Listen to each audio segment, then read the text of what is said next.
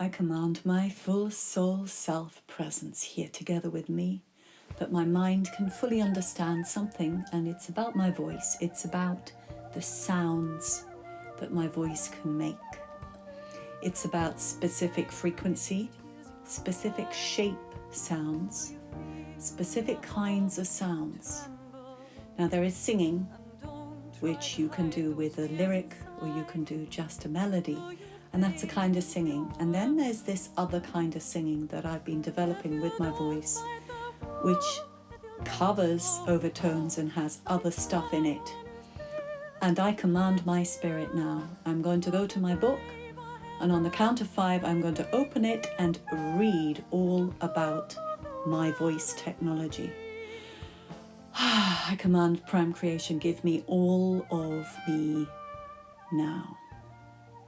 And I count down from 5 to 0, and I open the book and will read about the qualities of my voice. And so it is. 5, 4, 3, 2, 1 now. Not everything is applicable to be understood in one day. And there are forces at work that you don't know about. This is old tech and it is strange to your mind. You're trying to encompass some understanding, and some of it feels just silly. Silly, silly, silly. Remember that word. That was the word used by your masculine counterparts in your childhood, your brother and your father, to disregard all of your information. So you are battling against the silly. We want you to look straight at the sound. Let us look at the sound. There is a box of sound with the sounds you are making. What do we mean by that? Yes, you have this knowledge that an overtone is a fourth and a fourth and a fourth, so that you have an octave and you have other frequency. But let us try and discuss this in a way that makes more sense to you. There is something about the technological variation described in tones that you do not gel with. The way music has been summed up together in this life, in these words, with this modern age, you do not gel, and that is the problem here for you to understand, explain specifically what is actually happening. I am going to be giving you a series of images. Turn the page, see the first image. So the first image I saw was a cube and like a cloud. The cube was red. This is just like coloured in pencil drawings. A coloured in red cube, partly coloured in, and a cloud. Now, cube, square, facets, this regular shape, structure, and then the cloud, amorphous, roundy, curvy, multi-curvy shapes. Okay, now that tells me instantly really the aim I'm going for, that what my voice is doing is the curvy thing, the cloud thing, the pattern of different things. Sometimes it has more, sometimes it has stuff that does not apply to the rules that we are taught. Remember, the rules we are taught are a limiting thing, just like we're taught we're allowed to see this and that other thing does not exist because you cannot see it. So we are taught to limit our belief, our perceptions through our eyes. In the same way it is with the ears and with the frequencies. Just because you were taught, yes, it's in fourths and octaves. Yes, and this is what you need to now understand. So give me now another image to demonstrate, to illustrate, to explain what the other stuff is that's in my voice when it's coming out. 5, 4, 3, 2, 1, we turn the page, and so I've got a riverbed, and I've got fish in it, and I've got gravel, and I've got water, and I've got bubbles, and I've got reeds reflected in the pond. What it's trying to tell me is that there are many layers to it. I kind of am aware of that. Some of the sounds that I've been doing recently that seem to have really touched people, which is all bizarre, is that there have been wind sounds coming over the top, which the Germans would call the Hauch, which is not wanted in traditional singing. And then there has been a main tone, and then the fourths and the octave, and maybe some other stuff. So there was already layers. There were layers of sound. Now, Oh, there are so many questions. So there's all this information about 328 is this and 528 is this and 724 and 108, all these specific frequencies supposed to be aligning. And I've always said, nah, it's not correct. It's too easy, too simplistic, too stupid. And it's not that stupid. Sound is the most extraordinary stuff. It is far more adaptable, flexible, diverse than we can imagine. Now, the one reason we humans cannot make the animal sounds is because they are not afraid of making all sound around the edges. These different things are hard for us because we have been trained since our times in the womb to make only certain sounds and not others, trained to be shocked about certain sounds, trained what is socially acceptable. We don't ever talk about this, but you are. The social mores and acceptability of sound. Let's start with this thing. Fuck, that word. Such a good word because of the soft F at the beginning and the hard K. You've spoken about this before, but that word is a fabulous word for holding energy of expression, of exclamation. And it is used in both negative and positive, but there are some people who are freaked out by it because it does not fit to their code of mores, what is acceptable behavior language. And so they rule out something of brilliance that is highly effective as a means of expression. And that is what we've done with all kinds of aspects of our vocal sound. So you are feeling a little weird doing this stuff, but we are going to work with you. And when we say we, you know, it's just you, your soul, all parts of soul. All right, I'm going now to turn the page and we get more information. An image is good. It helps build up a picture, doesn't it? Okay, 5, 4, 3, 2, 1. Children draw out from the sun. And then I also saw, because this was a drawing, not a photograph, lines, parallel lines, as though they're the lines of the landscape. So in English landscape, you would have hills intersecting with each other to demonstrate the rolling landscape. But in this case, it was almost parallel but slightly wavy lines, wider at the front, narrow at the back because of perspective, coloured in different shades of sun gold because the sun was rising. Now, what does this mean with the sound? It means the sun rising is the main tone. The other lines coming forth of the parallel hill structure, landscape structure, is the other sound that is also coming. And then we have the rays of the very sun itself. So each sound, the main sound, has energy which leaves it, which radiates from it.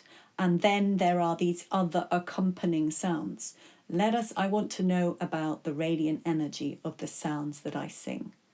Why I'm attracted to sing certain tones, not other tones, why my voice is designed for certain things. Okay, let's talk about the design of my voice. And I will turn the page and get some information, hopefully written, that I can read, as well as possibly an image. I'm much more interested in reading right now. 5, 4, 3, 2, 1 now. The voice work, yes, specific to you. You've always said each human has a specific, of course, because your sole purpose is specific to you. What is your sole purpose in relation to your voice? Well, it is about calming, isn't it? Calming, bringing to self, calming, bringing to self, calming, bringing to self. Your entire life mission is about connection, enabling the alignment of each being you are with to adjust so that it is more in connection with itself, with its soul. Every sound you utter, everything you do is designed to just shift something else into gear. And when you do it for yourself, you shift yourself, make sure you're in gear, in situ, in alignment with the soul, so that as much as the soul essence can enter the physical body. This is this thing called ascension on the planet right now. And that is what your voice is designed to do. So when you are manufacturing sounds from your voice for people, for you, for a specific task, say for dousing the fire, not for dousing the fire, to incite the thought structures in the human beings listening to it to enable them to speak to the fire, to the energy beings in the world to help, to change, to shift. It is a button. You are pressing a button, a permission slip, a DNA trigger, as it were, sitting on a specific target, turning it on a little more, lighting up the board a little. When you do this for yourself, you are moving through this sound, your intention, you see the images of these different energy beings of nature. The air, just like now you just saw a being that looked a little like an angel. It was an air being. You see the water, you see these stories going on in your mind as the sound is coming through your mouth. And the same time the sound comes through and the story comes through, you are merging and forming and shifting, and it is a biofeedback loop. It is a structural coupling between the image and the allowance of the sound out. The sound is a reflection of the image is a reflection of the sound. So this is how it is inspiring, empowering. There is something I want to know about this. Is there a specific energetic shift which happens when I create a sound like this? So when I say like this, I mean this type of overtone singing that I have developed over the years. Is it a actual energy shift in the world, or is it in the person listening? Which, or is it both? So on the count of 5, I will count down 5, 4, 3, 2, 1, turn the page. Oh, I need to yawn because it's late.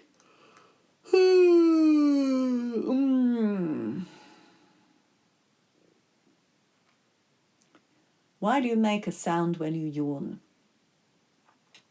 It soothes your mind.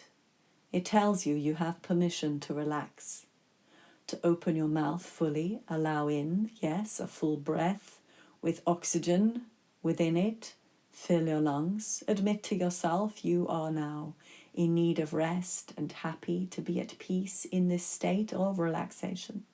It is a signal to your mind. It is a signal, it is an acceptance signal. A yawn is a lascivious thing, a big wide open yawn like you just did. Never allowed to do that in school, were you? Here you are, in your bedroom at night, receiving information. You could have cut that out from your recording or leave it in. People will be startled when they hear it to start with, and then the explanation is interesting. The same thing with the sound. You're giving information to your mind. The sound is the creator of the thought. You just spoke about the intention and the feedback between the image, the thought, and the sound, the allowance. The sound is creating the thought. What does the thought do? In the beginning there was the Word, and the Word was God. The sound creates the thought. Ooh, weird. The sound is a field of weirdness. Yes, it is a field of weirdness. It takes you away from your ability to think. In producing a sound, you are aiming your body with your mind into the act of allowing it through your body. In producing these sounds, you have to hold and maintain, yes, your breath, the breathing strength to enable the pressure to build, to come through the mouth and the nose, to make these archaic overtonings that you are listening to with your muscles as you adjust. Your entire perception is involved in creation of the sound. Therefore, there is a space, a tabula rasa, for the imagination to be created. People listen to crystal balls as meditation to allow space within their mind for the information of soul to move in. Does this do work in the world when you make the sound? Are you creating sound which is giving energy to elementals to change the weather? This is the question you're asking, isn't it? Is it your thought that does that in engagement, in conversation, in telepathy, in oneness, in the field of the divine creation of this planet? Or is it directly the packet of sound somehow reaching them, even though you may be thousands of miles away? Brilliant questions. We must answer them for you. Second one first. Turn the page, see the image. Before I even get to turn the page, I like to use my hands to turn the page. I saw a ball bouncing. Now, in fact, I saw, it looked like a tennis ball, but it was actually like a baseball or like a cricket ball, which is interesting. Tennis balls tend to be white with that lime green colour. You can get them in loads of colours these days, but this one had that same shape, that kind of S-tongue shape that wraps around the ball, but was somehow leather. Now that doesn't actually tend to bounce, does it? A cricket ball, or as far as I know, a baseball, they're not bouncy things. Cricket balls are definitely not bouncy. Rounders balls are not bouncy. So here it was, however, bouncing. That's interesting. It can't, but it did. That's the image I saw. Okay, I want some explanation. If we're talking about, does the sound I create in that moment travel somehow, quantumly, the instantaneous travel of thought to sound? Does the sound travel in that way as an energy quanta to the beings I am inviting to participate with me? I am audaciously inviting beings I have never met. I am presuming they are open for the invitation. I am also presuming they're not already on the case. I'm presuming that somehow my intent, my wish, my will has the effect to direct them. These are many interesting presumptions. And that which is out of my mouth, the sound, is feeding them in some manner, enabling, allowing them. To answer this question, we must answer the question currently on the internet, on the Facebook pages, about the bell. Your name is funny, is a bell. You know it was one of the funny reasons when you chose your name. You know your sound is like a bell sometimes. Ooh, the sound in the space has just changed as you say this. Interesting. Now, the bells that were removed, did they have a purpose? Did they actually do something? Let's think what happens.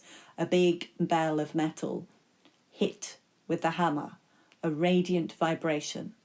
If you could show the air shimmering with an equivalent to an infrared camera, you would literally see the sound waves travel out from that enormous bell. They would never end. They would just be weaker and weaker into infinity. And your arms are outstretched as you say this, because that is implicate with the bell.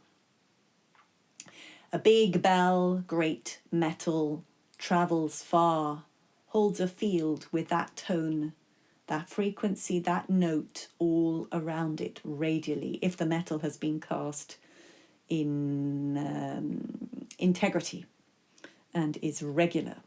You have a frequency outreach in a certain radius. That is the bell. What is it? It is a pressure wave. Sound is a pressure wave. Now, what is wind? It is a pressure wave. What is it that creates the weather? Pressure waves due to temperature. Temperature shift, pressure wave in series with each other. Temperature from sun and lack of sun, dark, light. Sun is present when there are no clouds. When the sun is beyond the horizon, the sun is not present. All these basic things. When there is heavy cloud cover, the air is cooler below the clouds. And all of these things together, the day and the night, the diurnal difference, the appearance of the sun in the sky or not, and the amount of cloud cover or not, change the temperature of the air, and the temperature of the air changes the evaporation from the surface of whatever is evaporating, the land, the plants, the people and all the other things and surfaces, or the sea and the lakes. And these together form the weather systems. The amount of sun, the amount of sun, the amount of sun, the temperature. Now, the pressure is to do with the amount of sun lifting the amount of water, turning it into a gas. The water turns into a gas in the sky.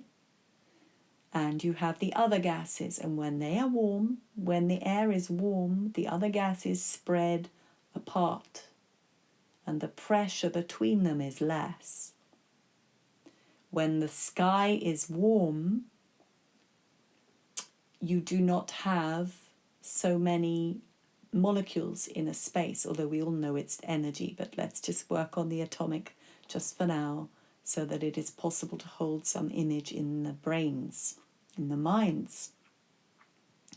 When a bell is struck to keep a storm at bay, it is creating a standing wave pushing against the pressure systems of the wind, of the weather.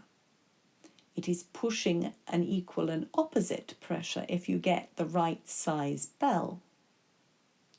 So the standing wave is when two equal and opposite vibrations come together and they form a moment of push, and then the one with the most strength dominates. If they are equal and opposite, it is a standstill. That is why you have an eye in the storm as well. So the bell was used to keep the storms away. Now, how does your sound travel from here in little lonely Somerset all the way to Florida or the Caribbean as it's moving, which is when you were doing the work? Is that possible? Yes. Tiny. A tiny bell. Yes, and the people who listened to you, a few people listened to your recording and they had it and they heard it. Now, and some of them were in that area, yes. However, the air pressure changed when you put that sound into it. You put a specifically patterned sound into the air. Now, you know the air is full of water vapor. On a wet day, when it seems the clouds have touched the ground, as you say, there is enormous pressure. There is enormous amount of water vapor. On a dry day, as we said, the gases are far apart. There is less water vapor in the air. We know from Masaru Emoto, from Vida Austin, from Monica Painter and her friends, all the people doing the work with the crystal of water. We know water and all the channeling you've done over the last 2 years. Water has the ability to retain information. It is the biological organic computer of this realm. You put into the air a specifically shaped piece of sound. This is the juicy bit. Oh, I love this so much. Because once you understand this in the positive, you also understand it in the negative with the music industry. But let's not get off course yet. Your creation, your patterning, created in the feedback loop, telepathically connecting with the place and the beings of that system of air and water. Feedback loop telepathically via the quantum realm where time and space do not exist. You access simply because you are one with the field in that state of open receiving, in full connection with your being, with your spirit, with your full soul, I am presence. And this information is sent into your mind, and your body and your spirit produces the sound, the quanta. It is output into Little Somerset, in a church, or out on your allotment, wherever you decide to make the sound. But it is there. It is there. It then is imprinted.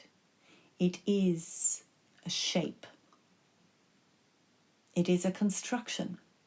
You need to start to draw. Oh, whoa. I like this. You need to start to draw the shape, the form, the piece. Draw it. And I'm seeing, as I say this, I'm seeing several things. Ah, yes.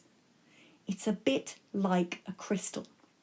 I just saw a crystal tonight on Eva's page. I have to see if I can find it. And it had, like many beautiful crystals, some squares, some rhomboid shapes, some cubes, and some other. It was a marriage of two kind of a crystal. Many little cubic forms of quartz and many other non-cubic forms together to make this beautiful crystal. And that's almost how I saw this song. There are some, it's not a song, was it? It's a package of sound I created. 4 minutes long, 8 minutes long, whatever it was. And I saw some of the quadratic shape, this regulatory, think of the way the musical scale is structured with fourths and octaves. That is a regulated pattern. Pythagoras talked about it way back into the early days when it was structured and set into our European, and it's not just European, but the, what do we call it? Let's just, for want of a better word, the developed world. Ridiculous word, but anyway. The musical scale that is used, the tempered scale it is called. This regulatory and all these other, all the weird, little spiky, starry, organic, all these other shapes. And it forms a piece of information which is moved into the field. Your connectivity via the telepathic network, which, as you know from all kinds of things, from Bernd telling us family constellations to just general information about telepathy, it is instant. Your connection to those beings through your intent, through your will, through being in the divine field presence, instant.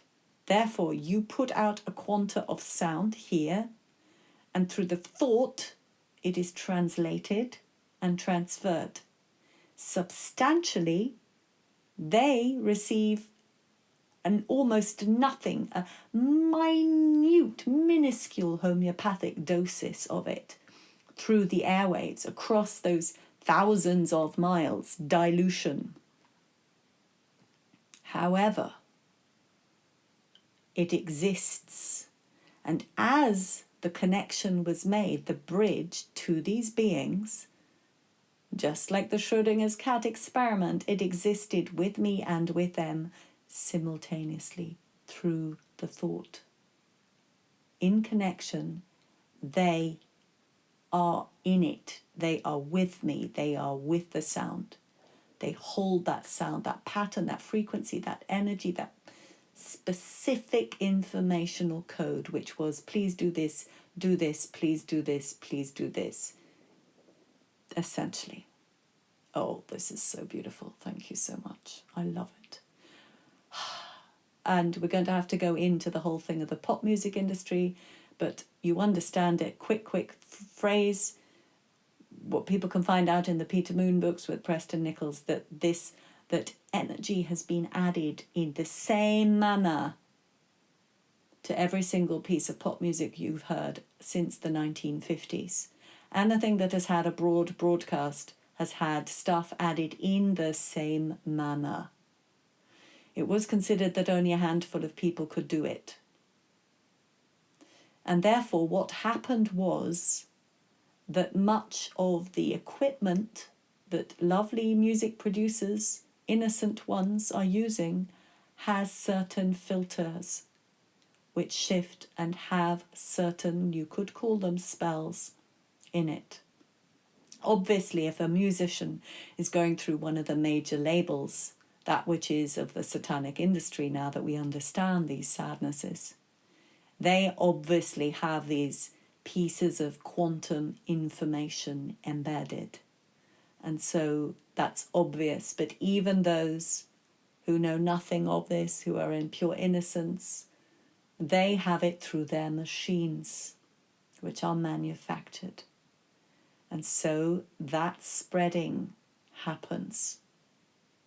It's similar to what you are noticing on your iPad when you take a photograph of something beautiful you have painted and the camera sees something so disgusting. It adds all this dirt and dark to it, and it is almost impossible to clean it back up to what the image actually is because of the darkness embedded in these systems deliberately now. And this is why live music is important. And this is also why when you record your information, you go and analyze the frequencies and you pull them through to the fore, as you have been doing.